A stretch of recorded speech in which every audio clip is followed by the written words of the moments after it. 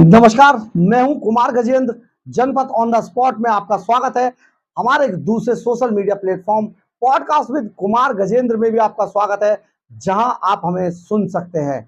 प्रधानमंत्री नरेंद्र मोदी तीसरी बार सरकार बनाने जा रहे हैं, लेकिन सबसे बड़ी बात यह है कि प्रधानमंत्री नरेंद्र मोदी की कार्यशैली और भारतीय जनता पार्टी की कार्यशैली को कुछ नेता ऐसे थे जो लगातार उस कार्यशैली को कहीं ना कहीं चोट पहुंचाने की कोशिश किया था।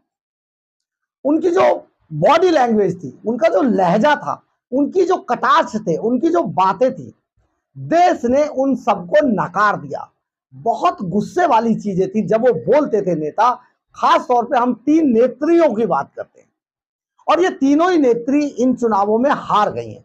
यानी कि जनता ने जब इन्हें देखते ही किसी को गुस्सा आए तो आखिर भला ये जीत कैसे सकती है। सबसे पहले हम बात करते हैं, अमेठी से चुनाव हार गई भारतीय जनता पार्टी की मंत्री रही स्मृति ईरानी। जी हां, सीरियलों, गोवा सीरियल और फिर भारतीय जनता पार्टी, और भारतीय जनता पार्टी से सरकार में मंत्री के पद तक पहुंचने वाली स्मृति ईरानी, उनकी बॉडी लैंग्वेज, उनका बोलने का लहजा, उनका बार बार ये दर्शाना कि किस तरीके से उन्होंने राहुल गांधी को खत्म कर दिया, ये बहुत शुभता था लोगों। और सबसे बड़ी बात ये कि जहां से वो सांसद थी अमेठी से, वहां की जनता ने कहा कि स्मृति ईरानी ने कोई काम नहीं। ईरानी जी ने जो काम किया वो ये था कि उन्होंने एक बड़ा सा अपना घर जरूर बना लिया अलग से। हम इस पर नहीं जाना चाहते, लेकिन स्मृति ईरानी जब भी बोली, लोगों को उन्होंने बहुत परेशान किया, देश की जनता को बहुत हैरान किया। जब भी वो, चाहे वो लोकसभा में हो, चाहे वो सभा में हो, चाहे लोकसभा में हो, चाहे वो कहीं पर भी हो, वो जब भी बोलती थी, उनके बोलने का जो तरीका था, उनके कटाक्ष का जो तरीका था, उनका जो हमला करने का जो लहजा था, वो देश की जनता को बहुत चुभता था। राहुल गांधी को आपने, देखिए, आपने किसी को हरा दिया, चुनाव है, हार जीत लगी रहती है, ये हमेशा से होता आया है जब से देश आजाद है। लेकिन कभी नेताओं ने इतना बड़ी दुश्मनियां कभी किसी से नहीं मानी। लेकिन अगर किसी से ये नजर आता है कि किसी से इतनी दुश्मनी है, इतनी कड़वाहट है, तो सचमुच लोग बाद में इस बात से नफरत करने लगे।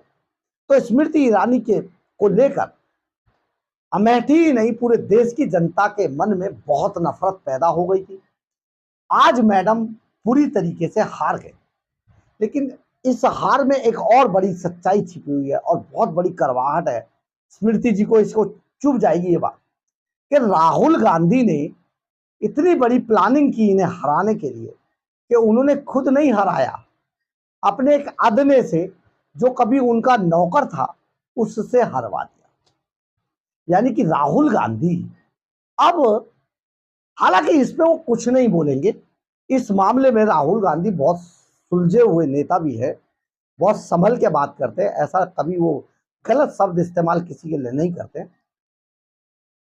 राजनीतिक रूप से हमला करना एक अलग बात है, लेकिन किसी पर इस तरीके से कोई व्यक्तिगत कटाक्ष करना राहुल गांधी शायद नहीं करेंगे, जहां तक हम जानते हैं। परंतु जो किशोरी लाल ने लाखों के अंतर से स्मृति ईरानी को हराया है, वो किशोरी लाल राहुल गांधी के लिए, कभी राहुल गांधी के सिक्योरिटी इंचार्ज हुआ करते थे, और राहुल गांधी ने खुद ना लड़के, खुद बराबर की सीट से लड़े, लेकिन वहां से उनको लड़ाया और स्मृति ईरानी को हरवा दिया। अब स्मृति ईरानी बाहर हो चुके हैं।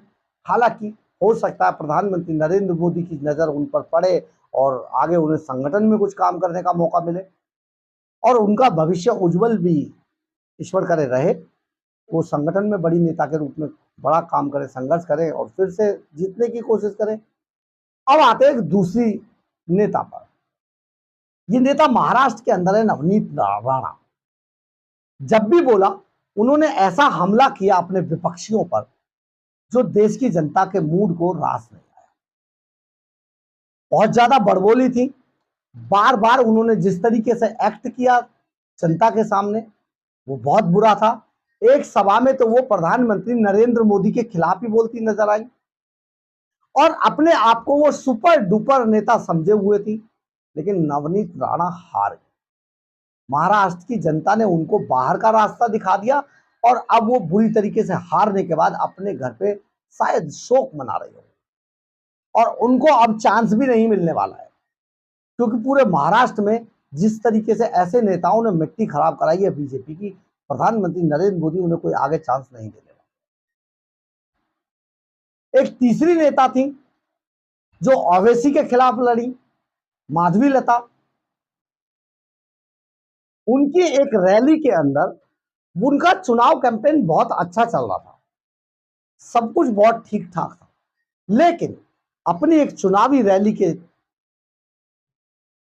दौरान जब सामने एक मस्जिद दिखाई दे रही थी टीवी कैमरों के, तो उन्होंने उस मस्जिद की तरफ तीर चलाया। देश की जनता को रास नहीं आया। चुनाव लड़ना और किसी पर धार्मिक हमला करना ये दोनों गलत बात है, नहीं होना चाहिए था।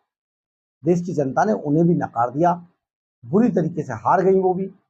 और अब वो मंथन करेंगी, चिंतन करेंगी और सोचेंगी कि क्यों हारे। तो देश की ये जो तीन नेत्रियां जिन्होंने प्रधानमंत्री नरेंद्र मोदी को कहीं ना कहीं कटघरे में खड़ा किया, कहीं ना कहीं उनकी सरकार को कटघरे में खड़ा किया, कहीं ना कहीं उनकी पसंद नापसंद को कटघरे में खड़ा किया, क्योंकि ये जब भी बोली, ये तीनों नेत्रियां जब भी बोली, इन्होंने कुछ ना कुछ ऐसा एक्ट जरूर किया कि देश की जनता के को खल गया। और जब खल गया तो विपक्ष का जादू चल गया, और जब विपक्ष का जादू चल गया तो ये तीनों बाहर चलती करती। बहुत बड़ी बात है। यही छोटी छोटी गलतियां पकड़ के प्रधानमंत्री को जरूर इन गलतियों पर मंथन करना होगा, संगठन को मंथन करना होगा, और ऐसे लोग जो इस तरीके के एक्ट कर रहे थे उनको बाहर का रास्ता दिखाना होगा, क्योंकि यही वो लोग हैं जो पार्टी और संगठन के लिए काम कुछ नहीं करते हैं लेकिन बदनाम जरूर करते हैं। बहरहाल, अगर आपको हमारी खबर अच्छी लगे तो आप इसे लाइक, सब्सक्राइब और शेयर जरूर करें। कमेंट्स बॉक्स में अपनी राय जरूर लिखें, इससे हमें बहुत बहुत बहुत ऊर्जा मिलती है। इतना ही नहीं, अगर आप हमारे चैनल पर नए हैं तो हमारे चैनल को ज्वाइन करना ना भूलें। और अगर आप हमें आर्थिक रूप से मदद करना चाहते हैं तो आप हमारे QR कोड को स्कैन करके या फिर हमारे सुपर थैंक्स बटन को दबाकर हमें आर्थिक रूप से मदद कर सकते हैं। एक बात और जरूरी आपसे करनी है कि अगर आपको हमारी खबरें अच्छी लगती हो, आप हमारी खबरों के बारे में, हमारे बारे में, हमारे विचारों के बारे में कुछ भी कहना, लिखना चाहते हैं तो प्लीज कमेंट्स बॉक्स में जरूर लिखा करें। आप अपनी राय जरूर लिखा करें। हम आपकी राय से कई बार खबरें भी बनाते हैं, आपके नाम लेके बनाते हैं, और कई बार हम अपनी जो स्ट्रेटजी है उसको भी तैयार करते हैं।